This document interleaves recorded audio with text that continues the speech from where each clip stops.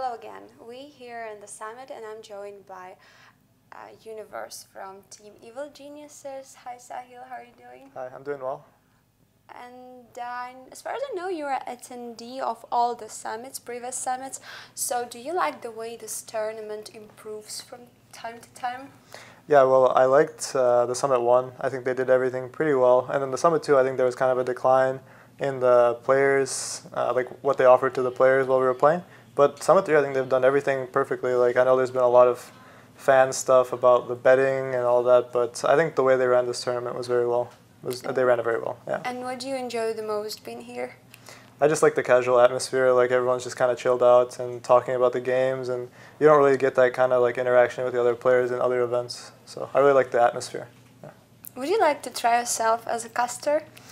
I've never really tried casting, mostly because like I have a hard time talking and like continuously talking. And I think you need to kind of fill up the silences in like while you're being a caster. But I'll try it sometime and see what it's like. Maybe the Summit 4? maybe the Summit 4, yeah. We had an opportunity to assume your creativity and your singing talent, your vocal talent, by the previous Redemption Vote campaign and later on as well. Are you going to keep it up, or maybe you will rise this to another level? I don't know. We'll have to see. Yeah, maybe. I'm sure another video is going to come out. I'm just not sure exactly what's going to happen. I think you just have to keep like building upon it. I don't think if I do the same thing, it'll be good. So maybe I'll do something like even crazier. We'll see. Yeah. Are you doing these videos by yourself, or someone's helping you? Someone's helping me, yeah. I have a cameraman, and he helps me do everything. So, yeah, I don't do it alone, especially like the lyrics and stuff like that. Yeah. Do you feel like you're a media personality, and do you like interacting with your fans, with community? I like interacting as long as it's under my kind of terms. Like if I do it like right after a loss, I don't like interacting with fans as much. But as long as it's like controlled environments, I love interacting with fans. Yeah. And apparently your fans really love you, and the evidence of that is your famous jersey. It was presented to you by your fans. So can you point out any other remarkable things you received from your fans? Oh, okay. Well, the space jacket that I normally wear to events, or I used to wear to events at least, a fan gave that to me at TI4. So he gave me the space jacket that everyone knows and says that it's like the glimmer cape. But yeah, that's one other thing that a fan did for me. You didn't take it to this event? I didn't take it to this event. No, yeah, it's too hot. It's really hot in LA. So yeah, no jacket for me. Let's talk about the events.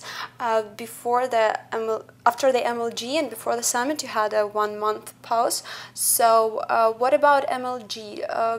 It's apparently the result was beyond your expectations, right? So what was the reason for that?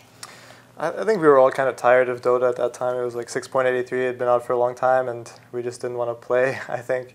Empire, of course, played really well in the final, so we didn't expect them to play like as well because they had a stand-in. But they played really well, and I mean, what can you do? They were the better team that day. So. And what about the summit? You had your standard EG first bad day, and after that you seemed to catch your wave, right? Yeah. So, what can you say about that? I mean, I don't know. I've never been on a team like this where like we always do poorly day one, and then we always come back in day two. It just seems to be like when we come into the event, maybe it's because we don't practice like correctly or something, but we never have like a good grasp on the meta. But then after the first day, we kind of see what everyone is picking, and then we adjust accordingly. So I think group stages that don't really matter that much are better for us because we can just like look at everyone else, see what everyone else is doing, and then like do accordingly. Yeah. Have you already adapted to a new meta? How do you actually like it? I like the meta. Yeah, it like mixes up for all different picks. Like last meta, it was very constricted, like Troll, Sniper, and Juggernauts. And this meta, you can pick anything and make it work. So I like it. My next question is about Sumail, your protege. So how did you approach him, and how are you helping Sumail to overcome this pressure that came along with the excessive attention to his personality? How do you help him to, I don't know, to handle some negative moments maybe? Well, we met him in an in-house league that was in North America called IXDL.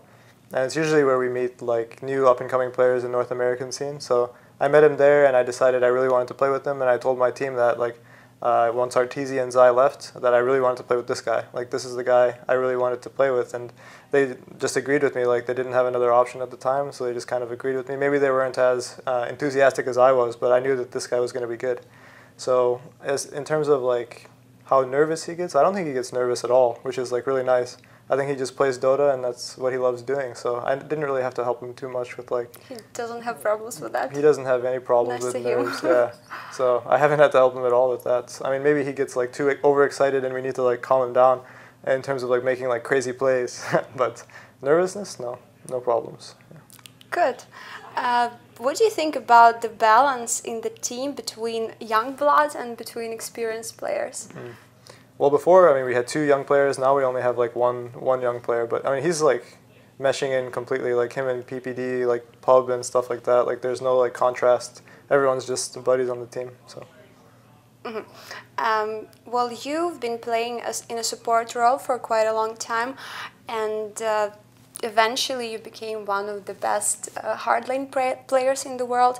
Do you think it wouldn't happen without your if you didn't join Team Dignitas in 2013? Yeah, it was 2013, yeah. It was around TI3. Before that, I joined Team Dignitas.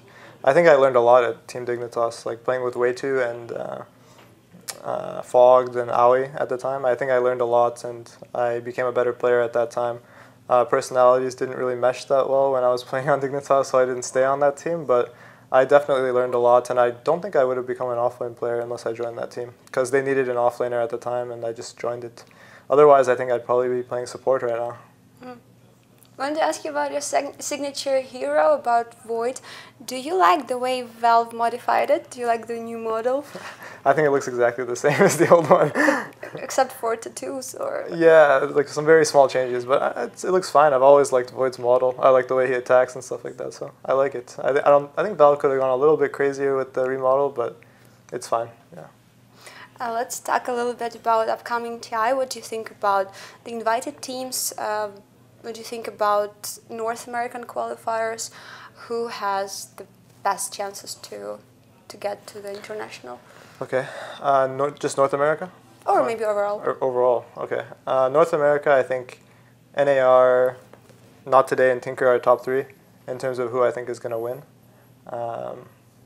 I'll say Not Today. I'll say Not Today will win. It's kind of tough between those 3. Like it's always a toss-up, like who's going to come in first. But I think Not Today will be #1. In terms of Europe, I think Alliance is like the clear favorite over there. I don't know the teams in China or C, so I won't comment on those. But so Alliance for Europe and Not Today for America. Okay, and can you comment on the situation around Summer's Rift, about their invite being revoked after they changed some roster? Yeah. So what do you think about that?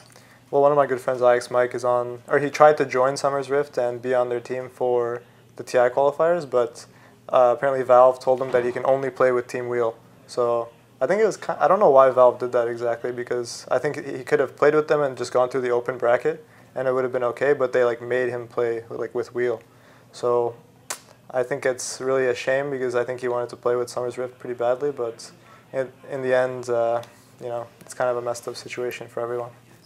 I see. Okay, and before I let you go, do you want to give any shout-outs? Okay. Shout-outs to my buddy Brutestar. Shout-out to Evil Geniuses. Shout-out to all my fans. And yeah, thank you for the interview. Thank you for joining me, and thank you for your time. Wish you best of luck, and thank you for watching. See ya.